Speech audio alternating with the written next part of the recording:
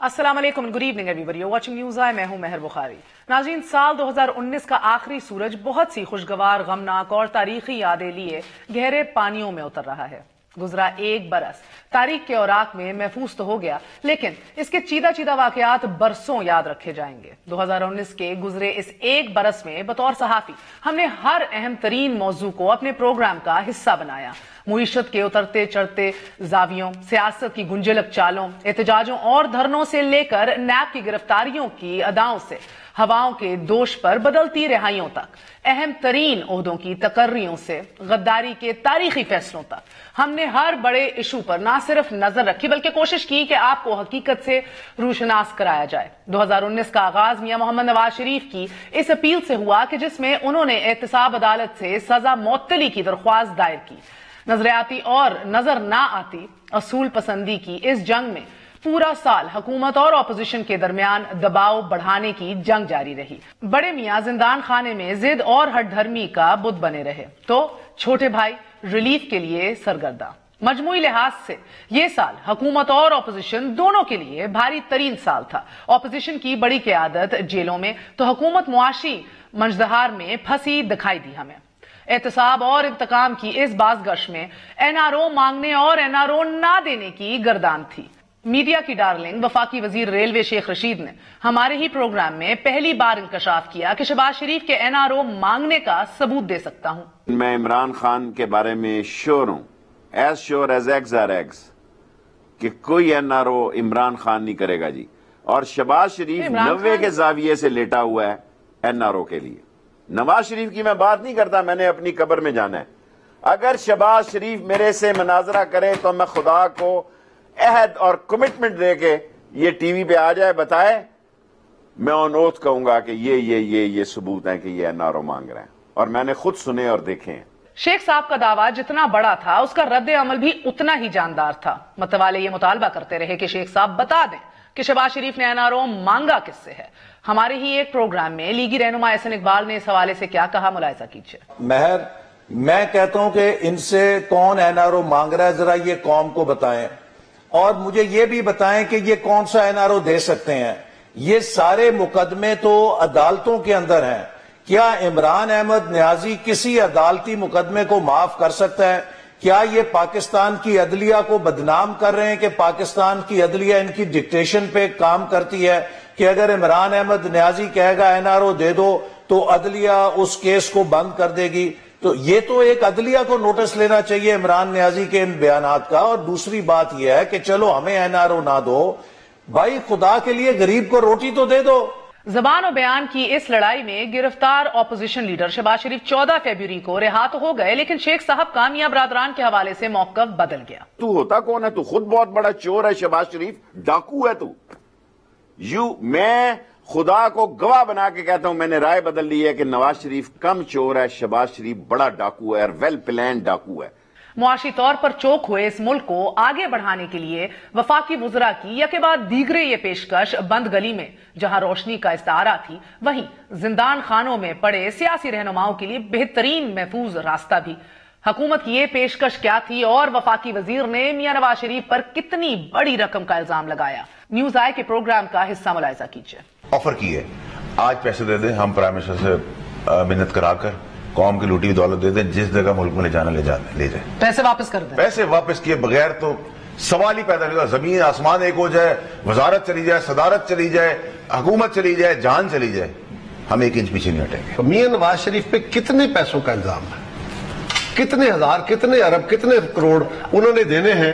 कोई डिटर्मिनेशन हुई है ताकि वो पे कर? आई थिंक हुई भी है। If I am not, no, नहीं हुई भी। There is no, I think I read somewhere, no, there is no determination of any money to be returned. देखिए, मैं $5 अरब आपको, अगर आपको दे दे नवाज शरीफ $5 अरब, आप उसकी जमानत देते हैं कि आप बाहर निकलवा दें? ये कह रहा है वो गिर जाएंगे हंस के। मैं 2 प्रोग्रामों में पूछ चुका हूँ, वो बता रहे ना $5 अरब दे दे, मैं निकाल दूंगा नवाज शरीफ। अच्छा, वज़ीर आज़म ने जो 50 लोग जेल में डाले थे उनके सबूत दे। 5 अरब मिल जाए तो निकाल। डॉलर ये कहते हैं उनको पैसे लिए बगैर छोड़ दें, پلی بارگین کی طرف ان کی 1000 بار توجہ دلائی ہے کہ بھائی اگر آپ کو اتنا پرابلم ہے آپ ان کو جیل میں نہیں کر سکتے تو، اور پیسے بھی ہم یہ نہیں کہہ رہے کہ اپنے پیسے دیں، ہم کہہ رہے ہیں وہ پیسے جو آپ نے قوم سے لوٹے ہیں وہ پیسے واپس کریں. اور میں کیوں کہہ رہا ہوں قوم سے لوٹے ہیں؟ ایک بھی کوئی یہ کیس ویسا کیس نہیں ہے جیسے آپ فگر دیں. آپ ایک وزیر ہیں، بڑے کریڈیبل بھائی آپ کے سامنے فگر ہے 5000 ارب روپیہ. دیکھو آپ کے سامنے ہے نا، کو تھوڑا ریسرچر لگاؤ نا، آپ کو فگر مل جائے گی. حکومت کی اس کھلی آفر کا مسلم لیگ نون کے اہم ترین رہنما شاہد خاقان عباسی صاحب نے ہمارے ہی پروگرام میں واضح اور دو ٹوک جواب دیا. یہ اپرچونٹی اویل کریں گے؟ ایک پیسہ بھی کہیں نا، ایک کھوٹا پیسہ پاکستانی نواز شریف صاحب نہیں ادا کریں گے. آپ پوری زندگی جیل میں رکھ لیں، یہ میں بات آپ کو آج بتا رہا ہوں. ایک کھوٹا پیسہ اگر نواز شریف ادا کر دے میں ذمہ دار ہوں، سیاست چھوڑ دوں گا، یہ ملک چھوڑ دوں گا. تو شیخ رشید صحیح کہتے ہیں زرداری دے دے گا، نواز شریف نہیں دے گا. شیخ رشید سے مانگے ذرا. 2 جولائی کے اسی پروگرام میں اپنی گرفتاری سے فقط 16 دن قبل لیگی نائب صدر شاہد خاقان عباسی نے بڑے یقین سے کہا کہ میں جیل جاؤں گا، اور 5 ماہ سے جیل کی سلاخوں کے پیچھے پڑے اس شاہد خاقان عباسی نے تب اپنا جرم بھی بتا دیا. تار ہو رہے ہیں نہیں ہوگا تو پھر جب آئیں گے باہر نکلیں گے تو کر لیں گے. میں تو ان چیزوں سے گھبراتا نہیں ہوں، اور مجھے پورا یقین ہے میں جیل جاؤں گا. مجھے اس بات کا بھی پتا ہے، پورا یقین. جی بالکل، کیونکہ میں آپ سے انٹرویو کرتا ہوں، میں بات کرتا ہوں. یہ گناہ ہے آپ کا؟ جی یہ میرا گناہ ہے، یہی رانا ثناء اللہ کا گناہ ہے، یہی خواجہ آصف کا گناہ ہے، یہی حمزہ شہباز کا گناہ ہے، یہی نواز شریف کا گناہ ہے. ہمارے بڑے بڑے گناہ ہیں، ہم گناہگار لوگ ہیں، ہم بھگت لیں گے. ہم نے پہلے بھی بھگتا ہے، پھر بھگت لیں گے. یہ شاید نہ بھگت سکے. کیا لب کشائی ہی اتنا بڑا گناہ ٹھہرا، یا پھر LNG سکینڈل میں قوم کو 47 ارب روپے کا چونا لگانے کا الزام شاہد خاقان عباسی کا اصل گناہ ہے؟ کس کا جرم کیا ہے؟ سال ختم ہو گیا ناظرین، لیکن یہ سوال آج بھی جواب کا متلاشی ہے. شاہد خاقان عباسی کی گرفتاری سے 17 دن قبل ہی ایک اور لیگی رہنما رانا ثناء اللہ کی گاڑی سے 21 کلو گرام ہیروئن برآمد کی گئی. گرفتار ان کو کر لیا گیا، لیکن 6 ماہ کی گرفتاری میں یہ ہیروئن عدالت میں ثابت نہ کی جا سکی. رانا ثناء اللہ کی گرفتاری پر تب شاہد خاقان عباسی نے دعویٰ کیا تھا کہ رانا صاحب کو قتل کی دھمکیاں مل رہی ہیں. یہ تو وہی تماشے ہیں جو پاکستان میں ماضی میں ہوا کرتے تھے، جو ایک آمریت میں ہوتے تھے. فیشسٹ اسٹیٹ جب ہم ہوتے تھے تو پھر وہی فیشزم ہے کہ آپ نے نارکوٹکس ڈالے اور گرفتار کر لیا. رانا صاحب کو تقریباً انہوں نے 2 ہفتے پہلے مجھے کہا کہ مجھے تھریٹس آ رہی ہیں کہ آپ زیادہ بات نہ کریں، لائیو تھریٹس آ رہی ہیں، بلکہ اس حد تک بات کہی. اور انہوں نے سیکورٹی بھی ساتھ رکھی ہوئی تھی، اس کو بھی تبدیل کیا. جی اس کو بھی تبدیل کیا. تو یقیناً باتیں تھیں، لیکن ہمیں امید تھی کہ بات اس حد تک نہیں جائے گی. کن حلقوں سے لائیو تھریٹس آ رہے تھے؟ مختلف طریقوں سے ان کو تھریٹس آ رہے تھے. ٹیلی فون پر بھی آئے ہیں، ان کو کہا بھی گیا کہ آپ باتیں زیادہ نہ کریں. یہ ہوتا رہتا ہے سیاست میں، کوئی نئی بات نہیں ہے. لیکن ہمارا خیال تھا کہ نیب کی حد تک معاملہ رک جائے گا یا FIA پکڑ لے گی. لیکن یہ جو ANF کا معاملہ ہے یہ نئی ڈیولپمنٹ ہے، اور یہ بڑی افسوسناک کہانی ہے کہ اگر ہم اس نہج پہ پہنچ گئے ہیں سیاست میں. کیونکہ سیاسی آدمی جو ہے عوام کی نظر میں رہتا ہے، کون نارکوٹکس استعمال کرتا ہے، کس کے گھر میں نارکوٹکس ہیں، کون نارکوٹکس کا وہ کرتا ہے، ملوث ہے، نارکوٹکس کے لوگوں سے تعلقات ہیں. یہ ہر آدمی جانتا ہے ہمارے بارے میں. ہم تو شیشے کے گھر میں رہتے ہیں. تو رانا صاحب 30 سال سے فیصل آباد میں سیاست کر رہے ہیں، کوئی ڈھکی چھپی بات نہیں ہے. اور کبھی بھی نارکوٹکس کے حوالے سے 5 سال وزیر رہے صوبائی اسمبلی میں، ابھی قومی اسمبلی میں ہیں، پارٹی کے پریزیڈنٹ ہیں پنجاب کے. تو اس قسم کی بات افسوسناک ہے. میں یہ کہوں گا کہ یہ سیاست کی تباہی کا باعث ہوتی ہے، اور جو لوگ یہ کرتے ہیں ہم نے تو زندگی میں دیکھا ہے کہ وہی تباہ ہوتے ہیں جو یہ کام کرتے ہیں. بد اعتمادی اس حد تک پہنچ گئی ہے کہ آپ نے اتنی بڑی سٹیٹمنٹ ابھی اپنے ابتدائی میں ہی کہی کہ گاڑی میں منشیات پلانٹ کر دی گئی. جی بالکل پلانٹ ہوئی ہیں، اس میں کوئی شبہ نہیں. یہ آپ کی خبر ہے یا آپ کو لگتا ہے؟ نہیں، میں پورے وثوق سے کہہ سکتا ہوں، رانا صاحب کو جانتے ہوئے، اس ملک کی سیاست کو جانتے ہوئے، جو کچھ ہو رہا ہے اس کو جانتے ہوئے، مجھے کوئی دو رائے نہیں ہے کہ اگر ان کی گاڑی سے منشیات برآمد ہوئی ہیں، جو بات ہو رہی ہے، تو 100% پلانٹڈ ہے.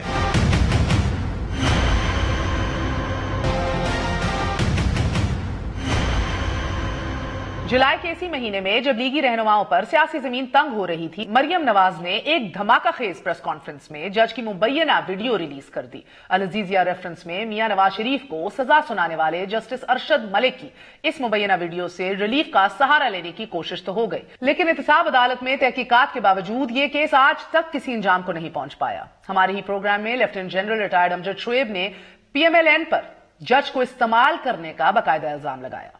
जज साहब पहले वकील थे, उससे पहले ये किसी वकील के मुंशी थे। अब ये मुझे बताइए कि उस वक्त किसी इंटेलिजेंस एजेंसी को पता था कि ये जज 15 साल बाद एक जज होगा और जाके तो ये नवाज शरीफ साहब का केस सुनेगा? 14 साल या 12 साल पहले या इवन 5-6 साल भी हो तो किसी ने क्यों सर बकौल जज साहब आप जानते हैं कि ये वीडियो वो हर एक पे सब कुछ रखते हैं, फाइलें मौजूद होती हैं, वो हर एक पे सब कुछ रखते हैं।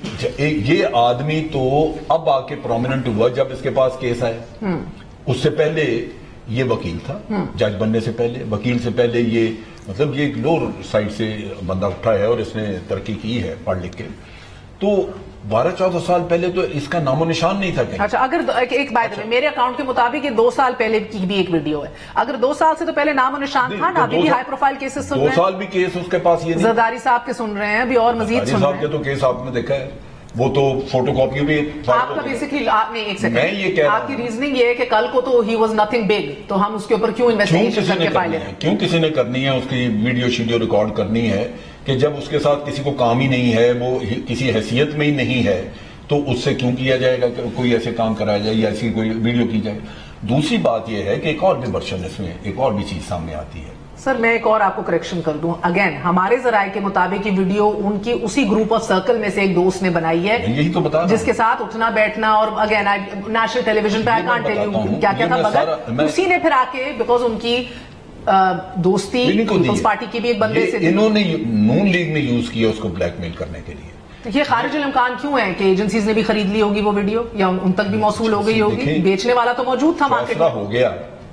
फैसला हो गया, वो 5 करोड़ की सकता है, दाएं बाएं एजेंसी 5 करोड़ देंगे, उनके पास 5 करोड़। ये जिस चीज की बुक है वैल्यू है वो उसके पास है, जो जज को रिश्वत दे रहा था, जो पैसा लगा रहा था, जिसकी हिस्ट्री है पैसा लगाने की, जिसका रफीक तारड़ भी एक ब्रीफ केस लेके फिरता रहा पूरी दुनिया में और जाके जजों को खरीदता रहा।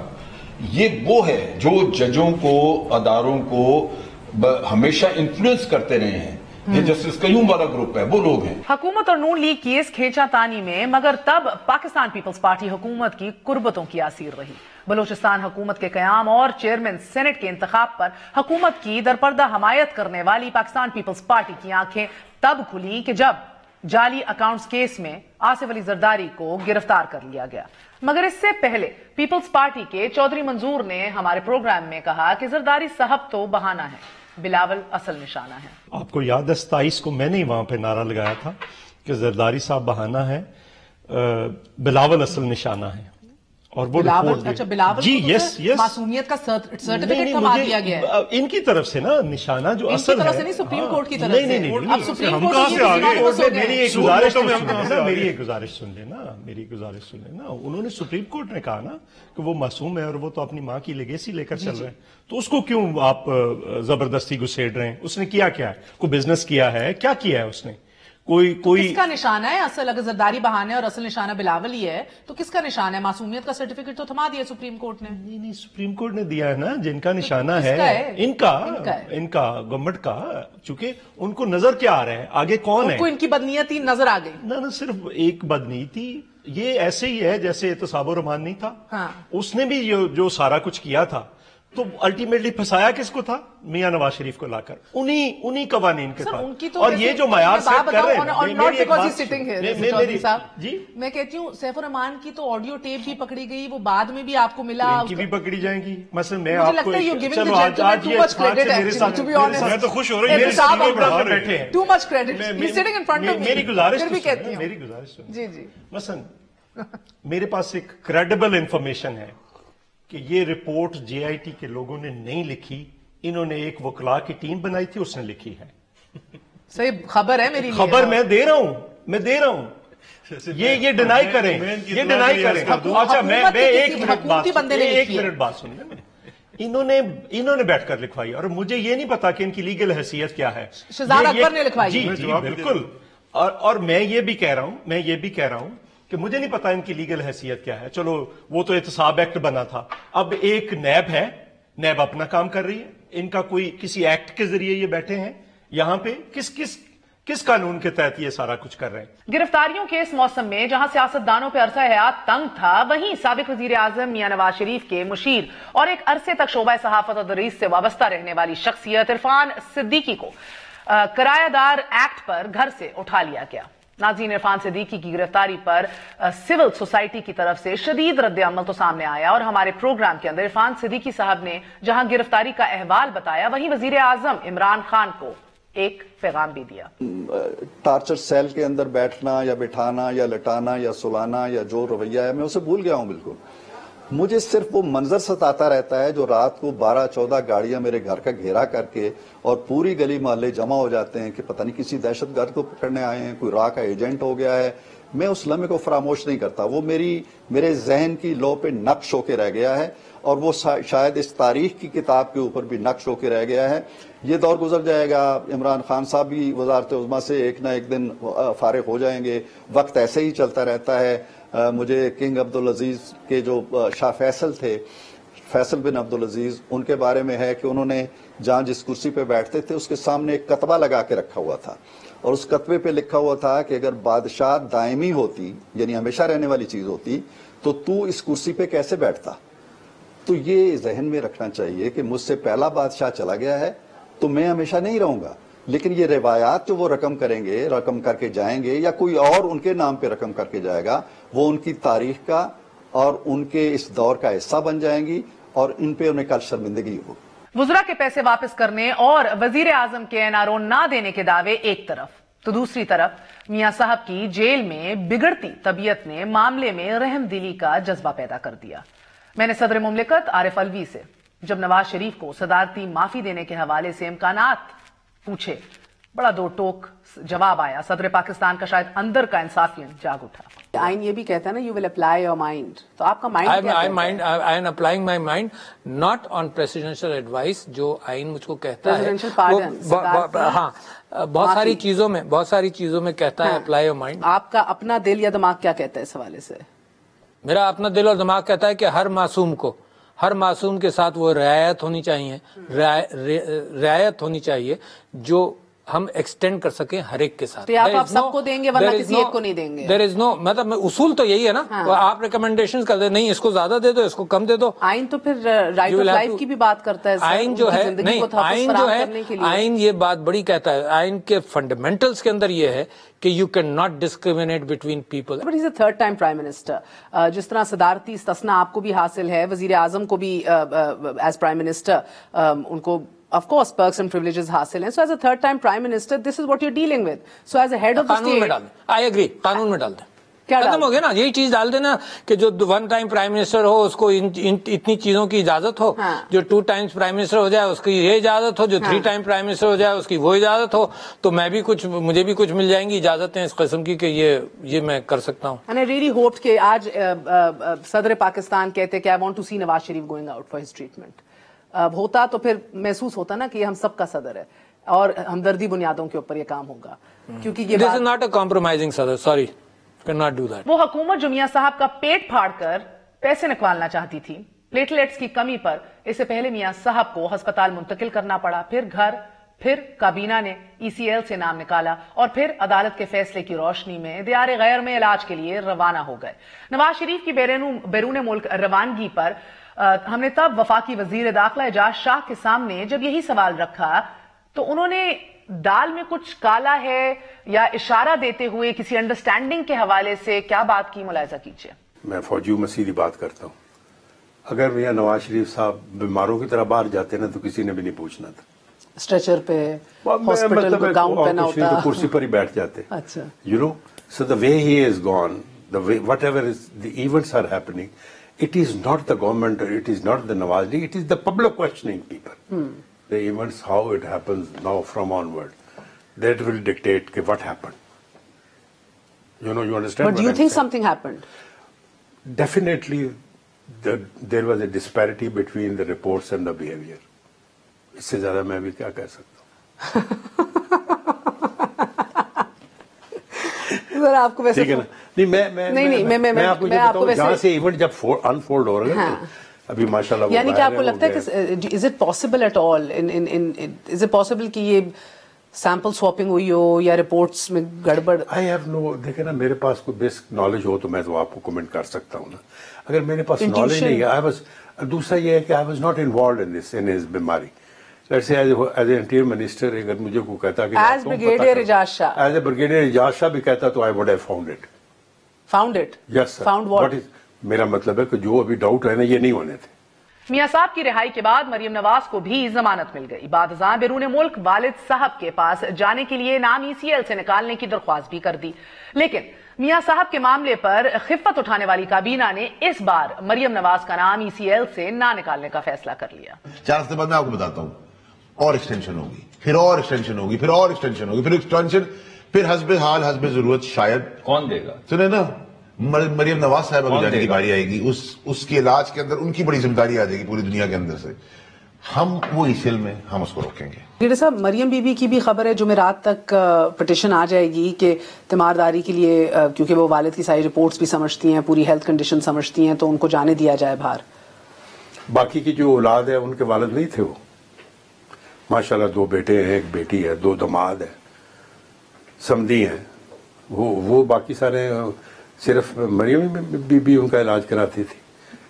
بہت کلوز تھی نا وہ, تو آپ کو پتا ہے بہت کلوز تھی وہ. تو پھر آئی ڈونٹ تھنک سو, میرا نہیں خیال کہ ابھی تو لوگ اور بڑی کانسپریسی تھیوری بنا رہے ہیں. میں ابھی کہنا نہیں چاہتا وہ کہ people are already making the stories کہ how she is going to approach, وہ بون میرو والی ساری کہانیاں جو گردش کر رہی ہیں. بالکل, تو اس لیے میں نا اس قسم کی کوئی ایسی بات نہیں کرنا چاہتا جس سے سچویشن اور خراب ہو. مگر کیونکہ اس کا پریسیڈنٹ نہیں ہے تب. بالکل نہیں ہے جی, اور میرا نہیں خیال, اگر کوئی میرے سے پوچھے گا تو میں کہوں گا جی نہ جانے.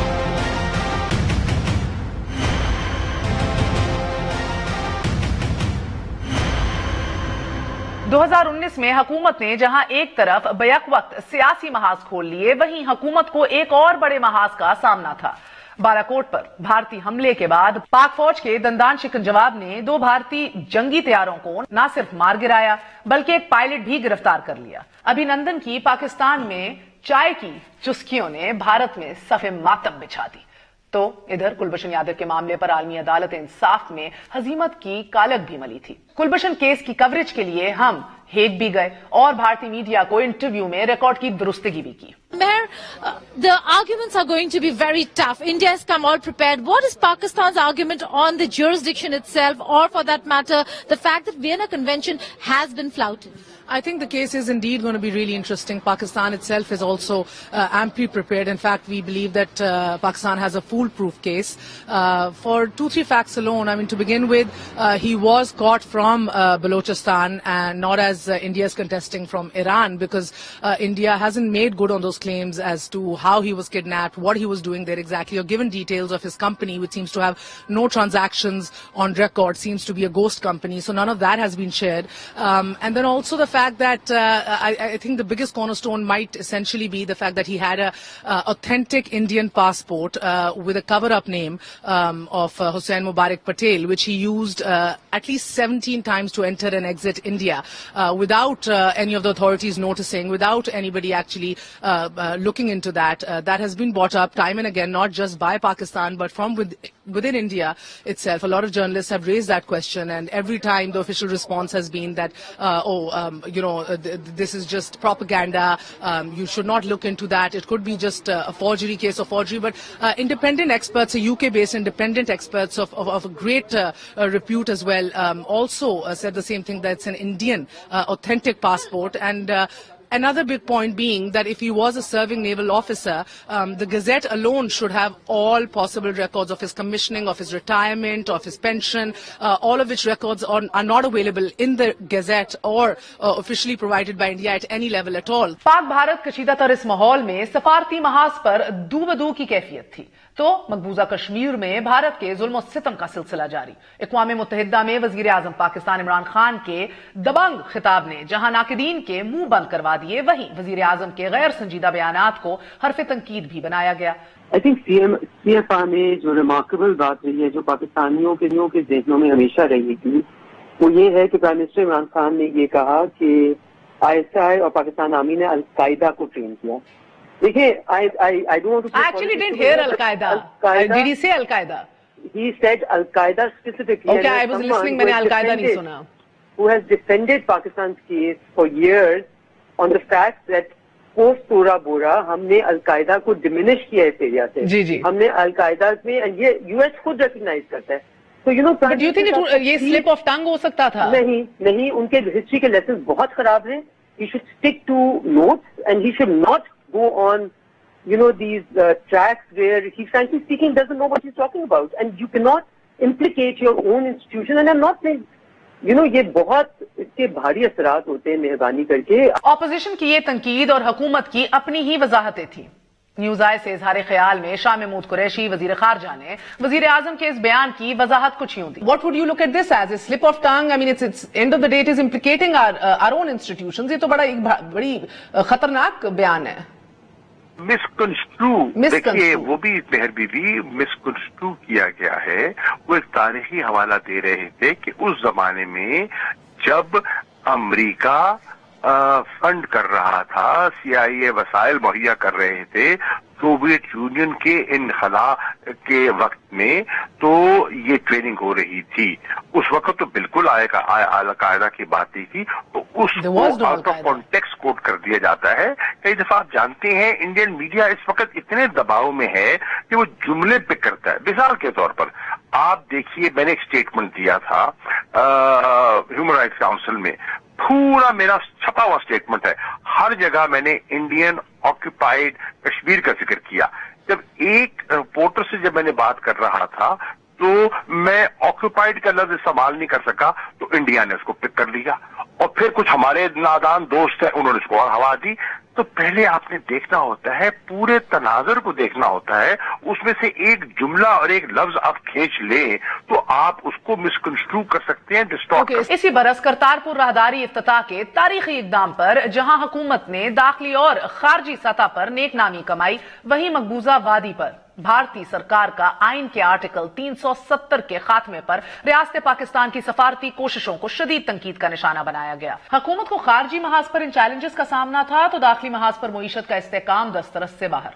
मुआशी अबतरी की इस सूरत हाल में हुकूमत के मुआशी मुशीर अब्दुल रज़ाक दाऊद ने हमारे शो में एतराफ किया कि हमारे पास ना ट्रेड इकोनॉमिस्ट है इस मुल्क में, ना ही कोई चीफ इकोनॉमिस्ट है अल्हम्दुलिल्लाह, और टेक्सटाइल के हवाले से कोई तहरीरी पॉलिसी ही नहीं से रही। इकोनॉमिक की टीम है हमारे पास, जिस तरह से आप चाहते हो ना वो इस वक्त नहीं है। हम लोग बिल्डअप कर रहे हैं, first get the analysis work done.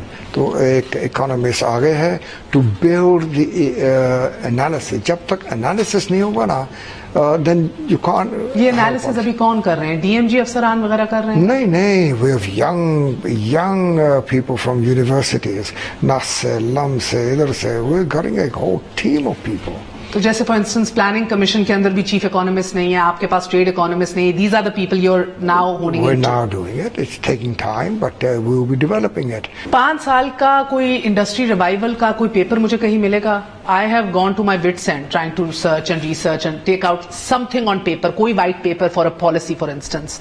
एक holistic that is work in process, एक पूरी इंडस्ट्रियल पॉलिसी वो इस वक्त बन रही है। We're almost, we'll be able to get it done in the next 2 or 3 months.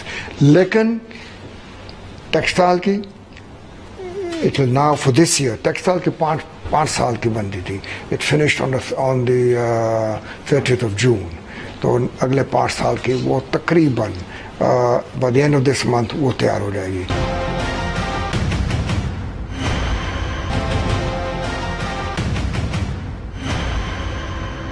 मुआशी भंवर में फंसी हुकूमत के लिए इससे बड़ा चैलेंज मौलाना फजलुर रहमान का हुकूमत मुखालिफ लॉन्ग मार्च और फिर धरना था।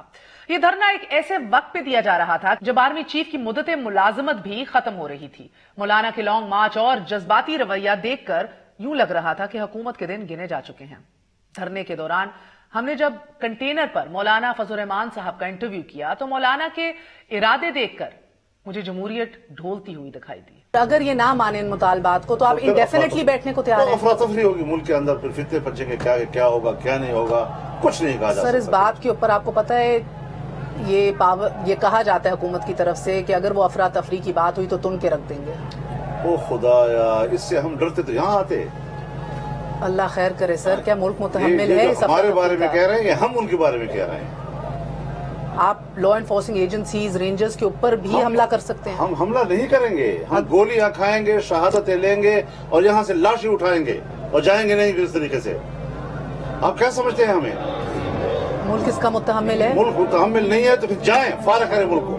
دھاندلی اور مہنگائی کے خلاف مولانا کا یہ احتجاج قابل فہم, مگر مذہب کارڈ کے استعمال پر نہ سیاسی جماعتیں مولانا کے ساتھ کھڑی دکھائی دیں اور نہ ہی سول سوسائٹی. نئے انتخابات اور -1 کے ان مطالبوں کے دوران ہی ہم نے وزیر دفاع پرویز خٹک صاحب اور اسپیکر قومی اسمبلی اسد کیسر کی رائے جاننے کی کوشش کی تو ان کا جواب بڑا واضح اور دو ٹوک تھا. تحریک انصاف عمران خان کے علاوہ کوئی اور وزیر اعظم قبول کرے گی؟ کسی صورت پہ بھی نہیں. آپ کہہ رہے ہیں ان کا آئینی حق ہے.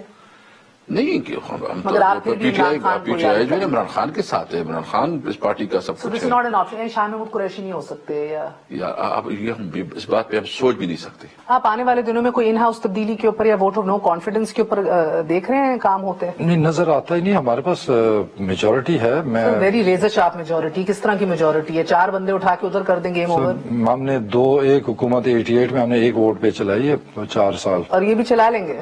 ایسا کوئی مسئلہ نہیں ہے. -1 کے ان مطالبوں کے دوران یہ بازگشت بھی سنائی دینے لگی کہ شاہ محمود قریشی کو اقتدار سونپا جا سکتا ہے. میں اسی نوعیت کا سوال جب وزیر داخلہ اعجاز شاہ کے سامنے ہم نے رکھا تو ان کا کیا کہنا تھا یہ بھی دیکھ لیجئے. If somebody thinks کہ عمران خان کو ریپلیس کر کے میں چیئرمین تحریک انصاف بن جاؤں گا تو میرا خیال ہے اس کو 4 نمبر بس پر بٹھائے. لاہور والی 4 نمبر بس ہے نا, اس میں بٹھائے. چیلنجز در چیلنجز کی اس فضا میں آرمی چیف کی مدت ملازمت میں توسیع کے خلاف سپریم کورٹ میں دائر درخواست پر چیف جسٹس نے سماعت کی. ناظرین, اہم ترین اس کیس کی سماعت کے دوران ملک کے تمام اداروں اور پوری قوم کی نظریں عدالت پر مرکوز تھیں. سخت ترین ریمارکس کے باوجود مگر نئے قانون کے اجرا کے لیے حکومت کو 6 ماہ کی مہلت دے دی گئی جس کو جوڈیشل ریسٹرین کا نام دیا گیا and probably in the larger national interest. لیکن توسیع کے اس معاملے پر بھی ہم نے چوٹی کے قانونی ماہرین کی رائے آپ کے سامنے رکھی. اس میں جو مین ایشو ہے وہ اس بات پہ نہیں ہے کہ ایکسٹینشن کا اختیار تھا کہ نہیں تھا. یہ میں آپ کو بتا دوں کہ جن سٹیچوٹس میں ایکسٹینشن کا اختیار اسپیسیفکلی لکھا ہوتا ہے کہ ایکسٹینشن جو ہے نہیں دی جا سکتی ہے, نان ایکسٹینڈیبل یہ پوسٹ ہیں, تو وہاں پہ ایکسٹینشن نہیں دی جا سکتی. لیکن جہاں پہ سائلنٹ ہو قانون جو کہ یہاں پہ تھا وہاں پہ ایکسٹینشن دی جا سکتی ہے. آپ کی ججمنٹ کیا ہے؟ میں تو ہوتا تو میں سٹرک ڈاؤن کر دیتا نوٹیفیکیشن, اس لیے کہ آرٹیکل 243 بہت سمپل کیس ہے. آرٹیکل 243 پریزیڈنٹ کو صرف اپوائنٹمنٹ کا اتھارٹی دیتا ہے, ری اپوائنٹمنٹ, ایکسٹینشن, ٹرمینیشن, ریموول کے کوئی اختیار نہیں ہے پریزیڈنٹ. آرمی چیف کی مدت ملازمت کا یہ معاملہ ابھی قانون سازی کا منتظر ہے, لیکن عدالتوں نے اس کے ساتھ ساتھ پاکستان کی تاریخ کا سب سے بھاری پتھر کو بھی ہاتھ ڈال دیا. خصوصی عدالت نے سنگین غداری کیس میں سابق صدر جنرل ریٹائر پرویز مشرف کو نہ صرف سزائے موت کا حکم سنا دیا بلکہ پیرا 66 میں ان کی لاش کو ڈی چوک میں لٹکانے کے احکامات بھی صادر کیے گئے. خصوصی عدالت نے سابق عامر کو آئین کو پامال کرنے پر غدار بھی قرار دیا. 2019 کا یہ سال اس حوالے سے بھی اہم رہا کہ تاریخ میں غداری کے فتوے صرف سیاست دانوں پر لگتے رہے, مگر اس سال ایک عامر کو بھی یہ الزام دے دیا گیا.